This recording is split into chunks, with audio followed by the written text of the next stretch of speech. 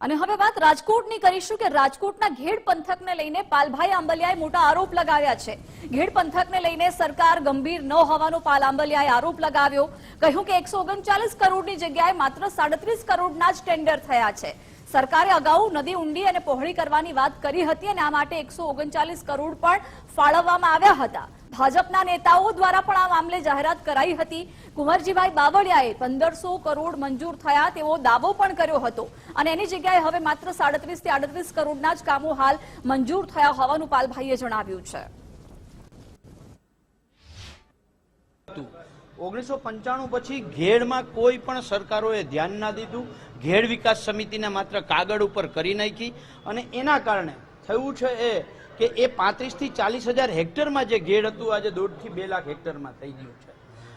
ગયા વર્ષે ઘેડ વિકાસ સમિતિ અને કિસાન કોંગ્રેસે જે સતત લડાઈ કરી ત્યાર પછી સરકારે લગભગ વિધાનસભા સત્ર ચાલુ હતું ત્યારે અર્જુનભાઈ મોઢવાડિયાએ, ત્યાર પછી મનસુખભાઈ માંડવિયાએ, ત્યાર પછી સિંચાઈ મંત્રી કુંવરજીભાઈ બાવળિયાએ અનેક વખત જાહેરાતો કરી, અનેક પ્રેસ કોન્ફરન્સો કરી।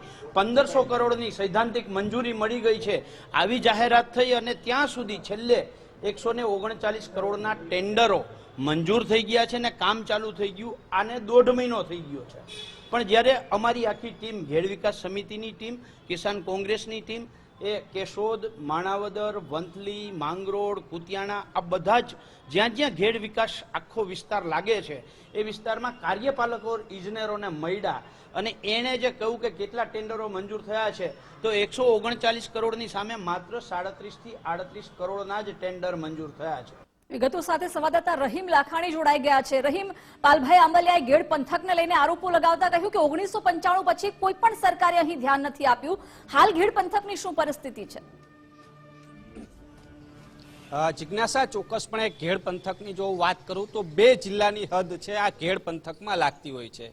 એક છે જુનાગઢ જિલ્લો, બીજો છે પોરબંદર જિલ્લો અને આ વિસ્તારની અંદરથી 2 નદીઓ છે તે પસાર થઈ રહી છે। એક ઓજત નદી અને એક ભાદર નદી।